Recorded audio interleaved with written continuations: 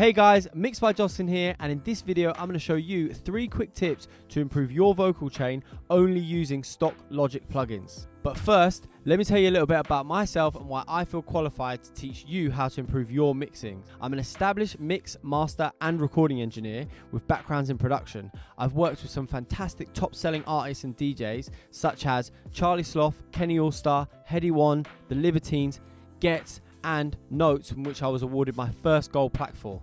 I've learned a lot from working in the industry and now want to give back to my community by sharing my knowledge with all of you. In this particular video, I want to show you how you can improve your vocal chain in Logic Pro X. I'm going to demonstrate how to debreath a vocal to create a more consistent and clean sound, how to use Subtractive EQ to clean up any unwanted frequencies, and how to compress to gain control and presence in your vocal.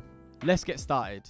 Here's the project file that we're going to be using today. This is of a track called Flaws and Phases by a group called Babmine. They're a wicked pop duo. I've been working with them for a few years. They're based in the UK.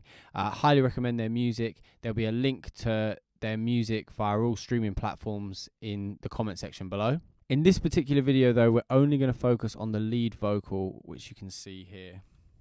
In step 1, we're going to cover the debreathing.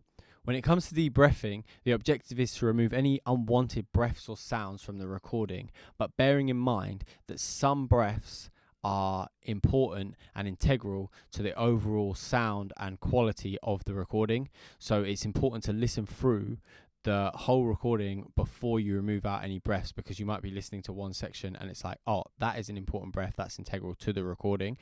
This is rubbish, we can get rid of it. So bear that in mind and always make sure you listen through before you start cutting and taking things out, and making sure that we keep the things that are important and take away the things that aren't needed. I'm going to show you a few examples now on how I would debreath this vocal and complete the edit. But before we begin, let's take a look at my Logic window. As you can see here, on this top section, I have 3 tools enabled. Now, standard or as default in Logic, you'll only have 2, but it's important for your workflow to enable 3. And now I'm going to show you a step-by-step on how you can get the 3rd tool up to increase your workflow. Step 1, go to Logic Pro, down to Preferences, then find yourself at General, click that. This box will pop up. Step 2, you want to click Editing. And then as you can see here, step 3, it says right mouse button. And you get a drop down box here, and you want to make sure is assignable to a tool is selected. Once that's selected, this 3rd tool will pop up, and then you should have access to all 3 tools here. Now, before we start the debreathing, you want to make sure that you have the right tools enabled. So the first tool you're going to want to make sure is the pointer. Click this, a drop down box will appear, and just highlight the pointer tool. Then the second tool, the fade tool, click that. And then the 3rd and final tool is the scissors tool. Now I'll show you how you access these tools and the shortcuts to doing so to make it a bit faster and improve your workflow. So the first pointer tool is simply your left click. So you can click anywhere, highlight, move things, and it will just use the pointer tool to do so. And then if you want to access the second tool, you've got to hit Command on your keyboard, and then your left click becomes the fade tool. So then I can fade in and fade out as seen here on the screen. And then the 3rd and final tool, the scissors tool, which we selected, you access that by your right click now. So anywhere I click on this screen, is if I right click, it's going to cut. So we cut by clicking right, cut again, and then we're creating cuts all the way along. So as you can see, now we have quick access to all 3 tools we need to complete the debreathing task. So now let's get into actually debreathing this vocal. First thing you're going to want to do is make sure the audio track or stem, which is basically each individual audio track in your project, these are called stems if you didn't know, is highlighted. So we click the lead vocal stem here and you press Z, and it basically optimizes it across your screen. And then to zoom in even further so we can get a better view of the breaths and where we're going to cut, you want to hold Alt down and then click your playhead and drag down, and it will enable you to zoom in much further. So for the purpose of this demonstration, we'll just focus on these first 3 vocals here. And what we're going to do is we're just going to have a quick listen and listen out for the breaths or any unwanted audio, so we can make a judgment whether it's needed to be there or not. I should count to 10 before I accuse you of things, but when it gets past 9. So straight away I can hear 3 distinctive breaths that I don't want to be in the recording, that aren't needed to be there. They're not adding anything to the recording. So what we're going to do is we're going to zoom in on the first one and find the exact position of that breath. Just listen again. So as you can see, it's here. You can sort of hear the breath coming through, and then you can visually see it because we've zoomed in on the audio.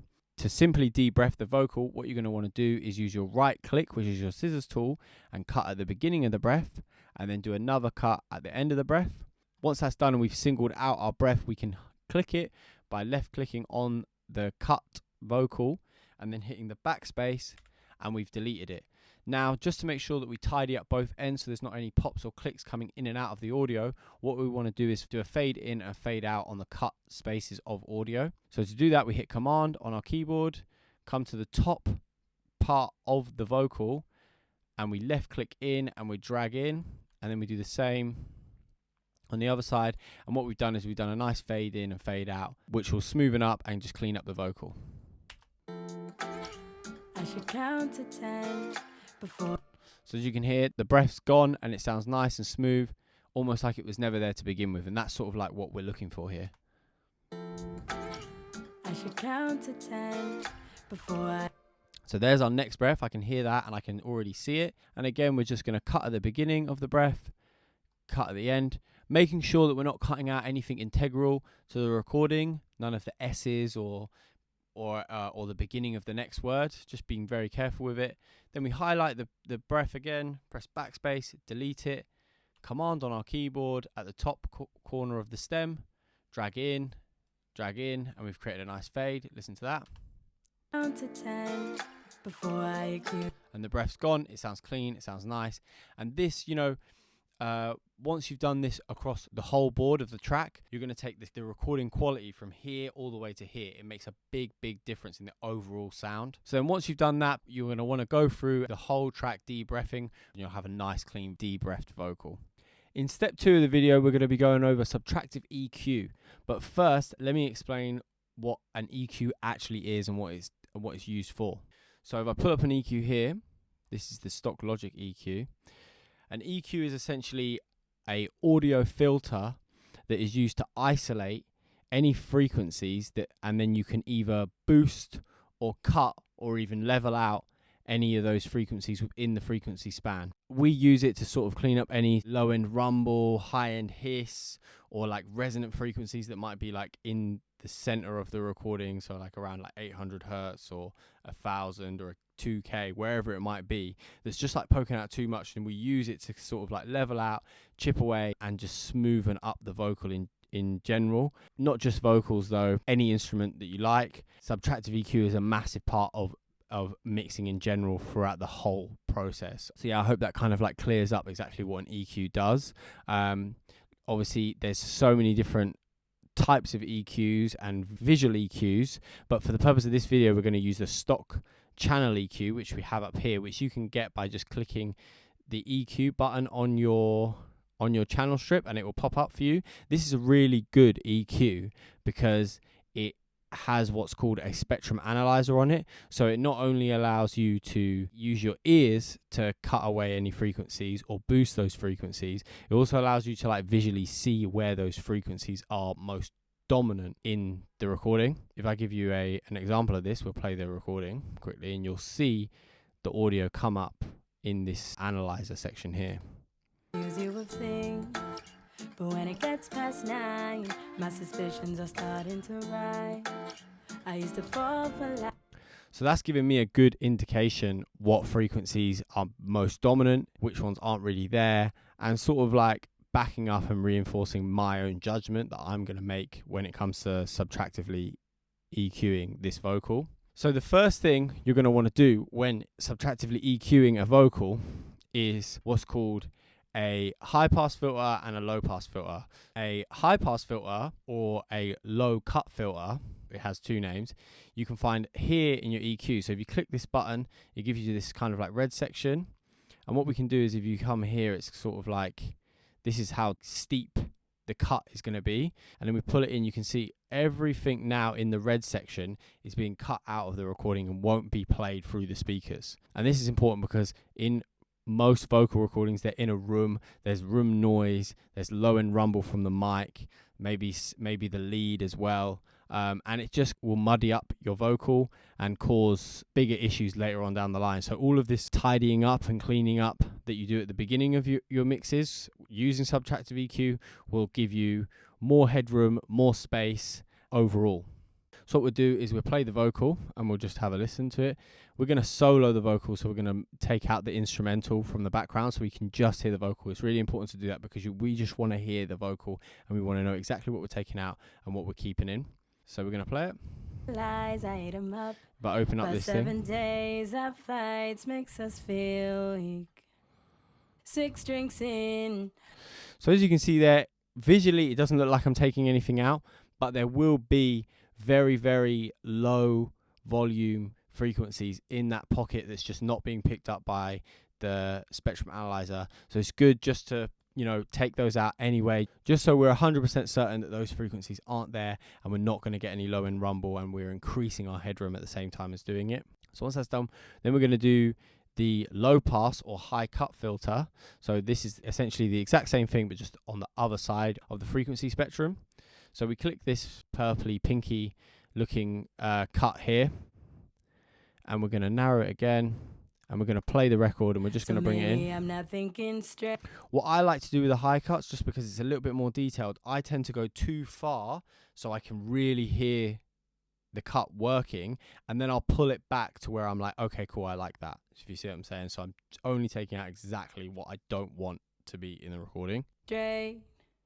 5 more rounds. So as you can see, I've really muffled it. I've taken out all the highs even further. I wasn't ready And we'll just for slowly pull you. back You make me until feel so we're in a place safe. that we like. 3 little words that you say to make me feel okay.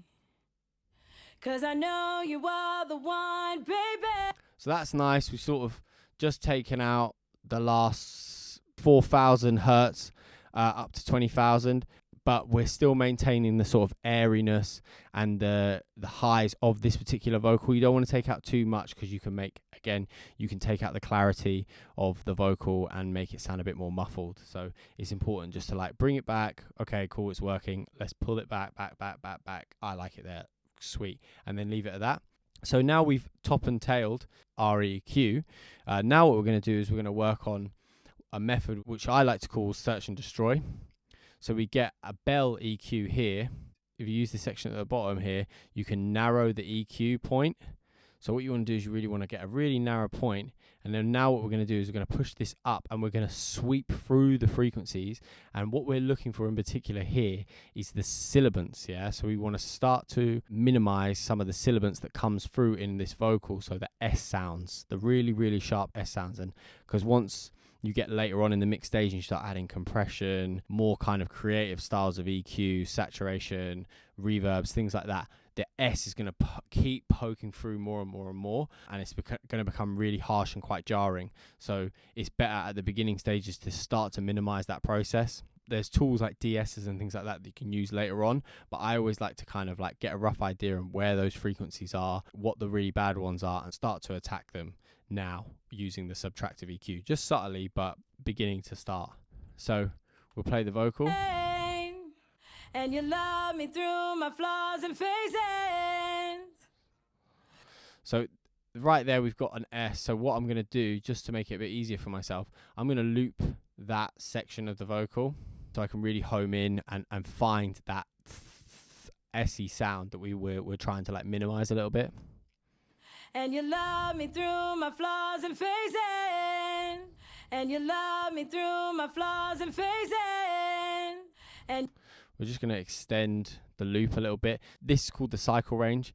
If you click and drag anywhere on the timeline, if that's highlighted, it's just going to loop that section. And you love me through my flaws and phases. So right there, we're looking at about 11,000, 12,000 hertz. Is where the S is really poking through to my ear anyway. So we're going to take that same frequency now and we're just going to pull this down now past the 0 mark. So now we're actually taking away from the frequency. Going to remove about 5 dB to start with. Just going to open the band a little bit more. So the band is going to take away more of the frequencies around 11,000, 12,000 hertz. And let's have a little listen and see what it's done. And you love me through my flaws and phases. And you love me through my flaws and phases. And you love me through my flaws and phases. And then without. And you love me through my flaws and phases. So if you're listening to this through like good speakers or on your headphones and stuff, you can hear that it's not removed the S at all, but it's taken out a little bit of the harshness of the really S-y, tinny sound of the S and just subtled it a little bit to make sure that the S isn't going to be too jarring throughout the rest of the mix. Now, there can be a few different of these points around that frequency pocket. Sometimes I might have as many as 3 of these cuts at just different sections, just trying to minimize that S sound. But for the purpose of this demonstration and not to overload you, we're just going to stick to the 1 for now. But if you're hearing other frequencies, don't be afraid to grab another point in the EQ and search and destroy And that. you love me through my flaws and phases. And you love me through my flaws and phases. And you love me through my flaws and phases. Just like that, just sweeping through. And you love me through my flaws and phases. Trying to find any frequencies that are just really poking out and sort of like jarring your ear, and then you can use the EQ just to minimize it. And then once you're happy with all the subtractive EQing you've done, we'll move on to the last final stage of polishing and cleaning up your vocal channel. In the third and final part of this video, I'm going to show you how to use first stage compression to gain more control and presence in your vocal. But firstly, let me explain what a compressor actually is. A compressor basically limits the dynamic range of a recorded or programmed material by reducing the overall volume of the louder sounds in that recording. What is and how much is reduced is determined by the user's control of the threshold and ratio settings. To pull up your EQ, what you want to do is click the channel that we're editing on, go over here to audio effects, click this, and then you go down to dynamics, and then you have a drop down menu and you click compressor and then hit stereo or mono, depending on if your stem is stereo. That you can tell this by if there's 2 tracks in your stem or just the 1. So now we have our compressor set up.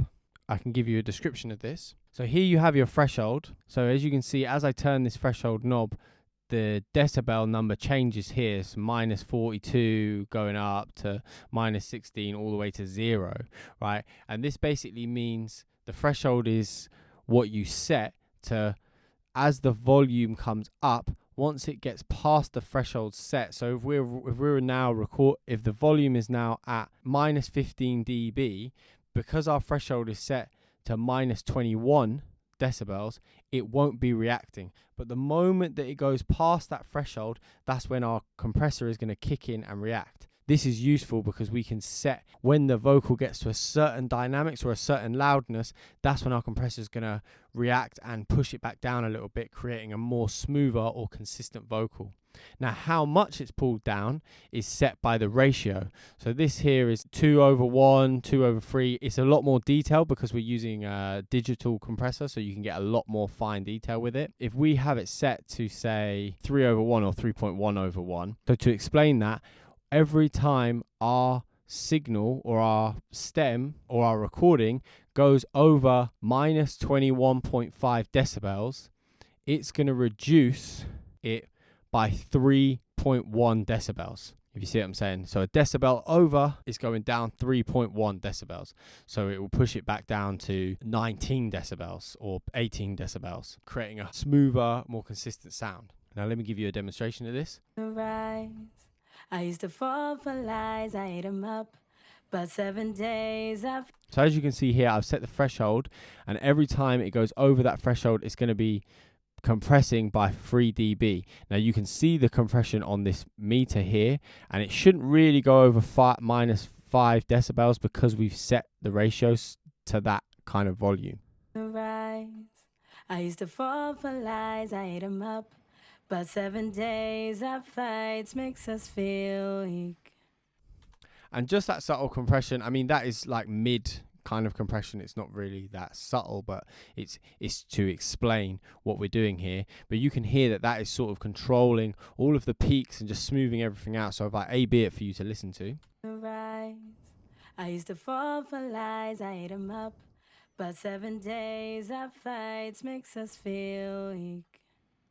6 drinks in, so maybe I'm not thinking straight. 5 more rounds, I don't wanna be in the...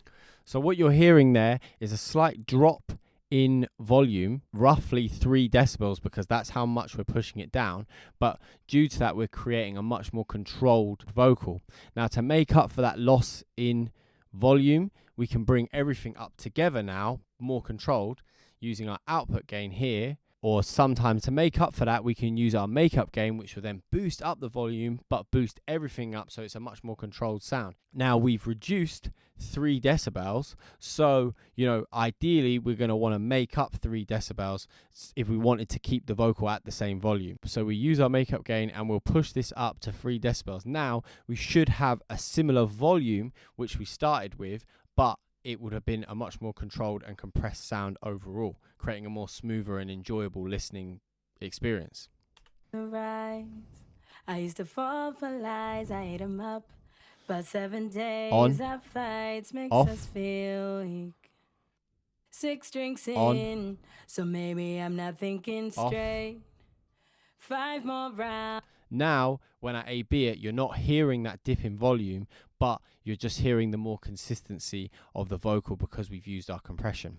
The other main part to a compressor, there's loads of different parameters that you can use with compressors depending on the compressor that you're using, but the most important secondary part to the threshold and ratio for you to understand, and even the makeup gain, is the attack and the release. Now the attack and the release is essentially how fast your compressor will react once it goes over once your sound goes over the threshold, and how quickly it will reduce using the ratio. So in our instance, once that sound goes over minus 21 decibels, how quickly is it going to reduce by 3 dB? So how fast is it going to push it down? That's the attack here. We can go all the way down to 0 milliseconds to all the way up to 200 milliseconds or 2 seconds. If I adjust this, you will see our meter will start to change how fast it's pushing it down. So if we can go really slow. Rise. I used to fall for lies, I ate 'em up. And then push it all the way to really fast.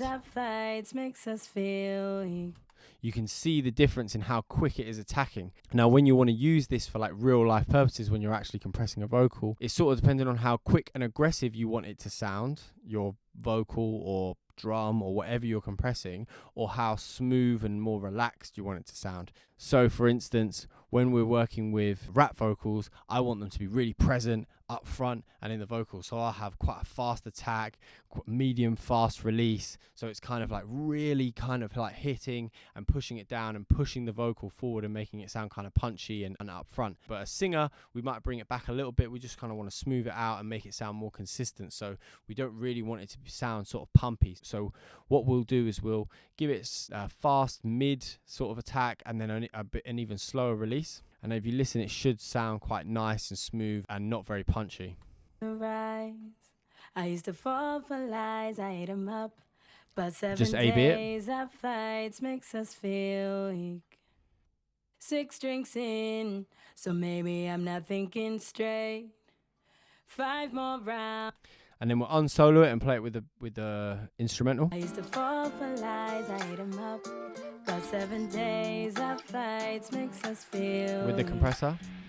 6 drinks in, so maybe I'm not thinking straight.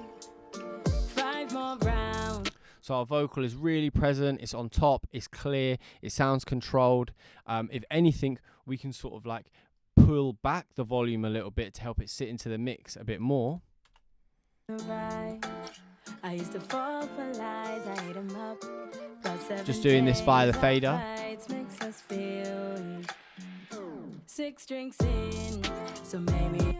So now we've got a really nice controlled, EQ'd first sort of compression and de-breathed vocal, sounding really nice, sounding really clean, ready to add on all of the other plugins in the chain to create a much more dynamic and exciting sound, using plugins like exciters, more aggressive styles of compression, more colorful EQs, reverbs, delays, and countless other types of plugins that you might use. Now I'm going to skip forward a little bit in this video and give you a demonstration of what the vocal will sound like at the end of the mixing process once I've added all of the other plugins to it, just to give you an idea of the importance of doing the first stage, debreathing, EQ and compression. Okay guys, and after a little bit of time just adding some more plugins, compressors, de-esser, another EQ, another style of compression and an exciter, and busting out some reverbs and delays, I have much more of a finished product here for the lead vocal and mixed it into the rest of the instrumental. I'm just going to give you a little listen now to what we can achieve and what we can get to with stock Logic plugins. With it on, off, 6 drinks in, so maybe I'm not thinking straight. 5 more rounds, I don't wanna be in this off, state. I wasn't ready for right. on, I used to fall for lies, I ate 'em up. off, About 7 days of fights makes us on, feel weak. 6 drinks in, so maybe I'm not thinking straight. 5 more rounds, I don't wanna be in this state. and there you have it. So as you can see, we've created a really nice, exciting sounding vocal only using stock Logic plugins. We've used a mixture of compression, de-essers, EQs, exciters, reverbs and delays. And as you can see, it sounded like a much more professional and mixed vocal now. If you're interested in learning how I mix the rest of the vocals and all the other elements of the song, including the drums, the bass, and the rest of the instruments, I'm going to be releasing a course called the Mixing Masterclass, Starting Your Mixing Journey. This will be an 8-week interactive course where each week will break down a particular part of the mix in pre-recorded webinars. You'll also be provided with the Logic file that we use today, so you can get a hands-on learning experience and follow my exact steps within the webinar. After which, each week, should you choose to, you can send me your project file so I can send you a personalized feedback video highlighting the strengths, the weaknesses, and how you can improve. Lastly, at the end of the program, you'll get the chance to book in a 30-minute one-to-one video call with me where we can discuss the entire mix, and then you get an opportunity to ask me any questions about mixing or the industry as a whole. Plus, as an added bonus, you'll get a certificate of completion and my Logic mixing template. If this is something you're interested in, you can register below, which will be the only way you can access my pre-sale of the course. And this will give you a chance to purchase the course at a heavily discounted rate. There are only going to be limited spaces available and will be provided on a first come first served basis. Full information can be found in the link in the description. I hope to see you on the course so we can start your mixing journey.